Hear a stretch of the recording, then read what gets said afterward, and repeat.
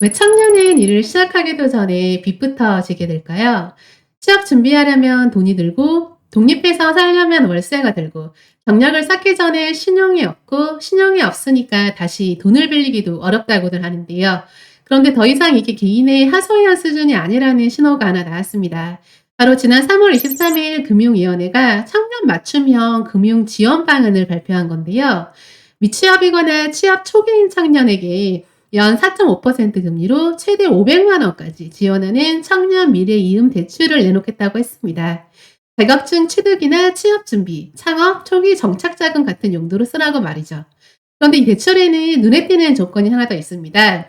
거치 기간을 최대 6년까지 설정할 수 있다는 건데요. 신용 점수가 낮아도 아직 소득이 없어도 당장 갚는 능력보다 자금 용도와 상환 의지를 중심으로 심사하겠다는 거죠. 신용이 없어서 시작을 못하는 청년들을 위해 설계된 상품이라는 뜻입니다. 정책은 늘 현실을 뒤따릅니다. 정부가 이런 상품을 만든다는 건 지금 청년들이 정말로 출발 자체가 돈으로 막히고 있다는 뜻이기도 합니다. 우리는 흔히 청년 문제를 의지의 문제처럼 말합니다. 열심히 하면 된다, 눈높이를 낮추면 된다, 씀씀이를 줄이면 된다. 그런데 한국은행이 올해 1월에 낸 보고서를 보면 얘기가 그렇게 단순하지 않습니다. 한국은행은 청년 세대가 예전보다 노동시장에 늦게 진입하고 주거비 부담은 더 커졌다고 분석했습니다. 그리고 이 두 가지가 그냥 그 시기의 불편함으로 끝나는 게 아니라 생애 전체에 영향을 준다고 봤습니다. 한마디로 청년기의 몇 년이 그냥 몇 년이 아니라는 거죠. 얼마나 많은 청년이 이 문제를 겪고 있을까요? 한국은행은 같은 보고서에서 19세에서 34세 사이 청년 가운데 취업도 구직도 아닌 쉬었음 상태에 있는 인구가 2003년에는 20만 명대에 불과했는데 2024년에는 무려 40만 명을 넘어섰다고 분석했습니다. 단순히 쉬고 싶어서가 아니라 시작 자체가 막혀 있는 청년들이 그만큼 늘었다는 뜻입니다. 가장 눈에 띄는 건 주거비인데요. 한국은행 분석에 따르면 주거비가 1% 오를 때 청년의 총 자산은 0.04% 감소했습니다. 숫자만 보면 작아 보일 수 있는데요. 근데 이건 단순히 이번 달 생활이 조금 뿌듯해진다는 뜻이 아닙니다. 자산을 모아야 할 시기에 자산이 덜 쌓인다는 뜻이고, 나중에 투자할 돈, 결혼할 돈, 이사할 돈, 버틸 돈이 전부 줄어든다는 뜻입니다. 거기서 끝이 아닙니다.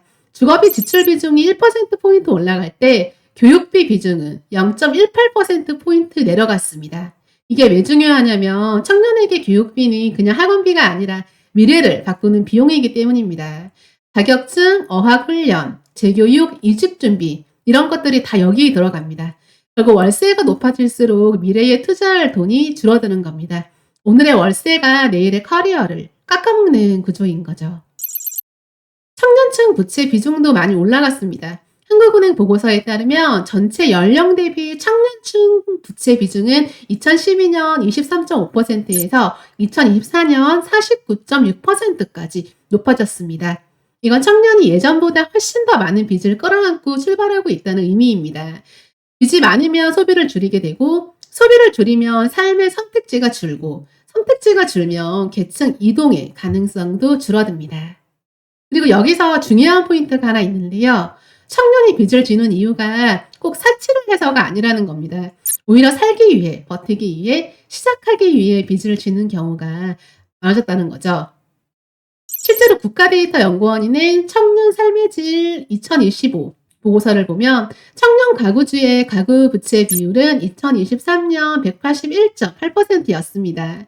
또 청년층의 소득 대비 임대료 비율, 그러니까 월 소득에서 월세가 차지하는 비중을 보여주는 RIR은 2024년 기준 20.1로 나타났습니다. 쉽게 말하면 월 소득의 5분의 1 정도가 임대료로 빠져나간다는 뜻입니다. 물론 지역과 주거 형태에 따라 체감은 더 클 수 있습니다.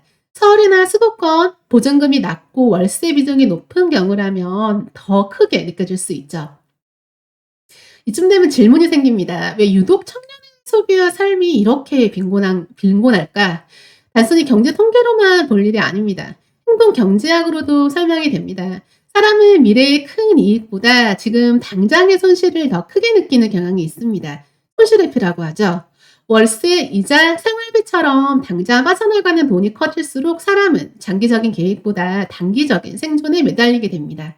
저축, 공부, 이직 준비, 자기 개발처럼 미래를 위한 선택은 뒤로 밀려납니다. 나약해서가 아닙니다. 사람의 뇌가 원래 그렇게 만들어져 있기 때문입니다. 누구에게나 나타나는 지극히 자연스러운 반응인데요. 이런 맥락에서 높은 직업이와 불안정한 취업은 단지 통장 잔고만 깎는 게 아니라 판단의 시간표 자체를 짧게 만들어 버립니다. 2013년 사이언스지에 실린 연구를 볼까요? 빈곤한 사람들은 재정에 대한 걱정이 인지 자원을 소모하여 다른 과제를 처리할 여유가 줄어드는 것으로 나타났으며, 연구진은 가난 그 자체가 인지 능력을 저하시킨다는 결론을 내렸습니다. 가난이 나쁜 선택을 만드는 게 아니라 선택할 여유 자체를 빼앗는다는 거죠. 여기에 부동산 문제가 다시 연결됩니다. 한국은행은 2월 보고서에서 주택 가격 상승이 전 연령대에 똑같이 작동하지 않는다고 분석했는데요. 50세 이상에서는 집값이 오를수록 자산 효과로 소비가 유지되거나 오히려 소폭 늘었습니다. 반면 상대적으로 젊은 50세 미만은 소비가 유의하게 감소했고, 특히 무주택 가구의 평균 소비 성향 하락이 두드러진다고 했습니다. 이게 굉장히 중요한 대목인데요. 똑같은 집값 상승이어도 누군가에게는 자산이 늘어나는 뉴스고, 누군가에겐 소비를 줄이고 계획을 포기해야 하는 압박입니다. 그래서 집값은 단순히 부동산 뉴스가 아닙니다. 누가 더 쉽게 미래를 설계할 수 있느냐를 가르는, 어찌 보면 계층에 관한 뉴스에 더 가깝습니다. 최근 체감도도 비슷합니다. 매일경제가 최근 진행한 조사에 따르면 부모 세대보다 삶이 나아졌다고 느낀 비율은 전체적으로 53.2%였지만, 만 18세에서 29세 청년층은 40.3%에 그쳤고, 오히려 나빠졌다는 응답은 청년층에서 30%로 가장 높았습니다. 이 조사는 언론사 설문이라 공식 통계와는 성격이 좀 다르긴 하지만, 적어도 젊은 층의 체감 악화를 보여주는 하나의 신호로는 읽을 수 있습니다. 그럼 정부가 대출을 내놓으면 해결될까요? 솔직히 말하면 숨통을 틔워줄 수는 있어도 구조를 바꾸긴 어렵습니다. 왜냐하면 지금 문제는 돈이 전혀 없어서가 아니라, 청년이 노동시장에 늦게 들어가고 들어가자마자 주거비를 내고, 그러다 보니 저축과 교육, 자산 형성이 동시에 밀리는 구조이기 때문입니다. 정부의 500만 원 대출은 시간을 조금 벌어줄 수는 있어도 출발선이 뒤로 밀리는 구조 자체를 해결하진 못합니다. 그래서 이 문제를 단순히 행정복지나 금융대출의 관점으로만 보면 자꾸 답이 얕아지는 거죠. 지금 청년에게 필요한 건 세 가지입니다. 그리고 이 세 가지가 동시에 풀려야 합니다. 첫 번째, 노동시장 진입 비용을 낮추는 것. 취업 준비에 드는 돈, 경력을 쌓는 과정에서 드는 시간을 줄여야 합니다. 두 번째, 초기 주거비 압박을 줄이는 것. 월소득의 5분의 1이 월세로 나가는 구조에서는 저축도 교육도 불가능합니다.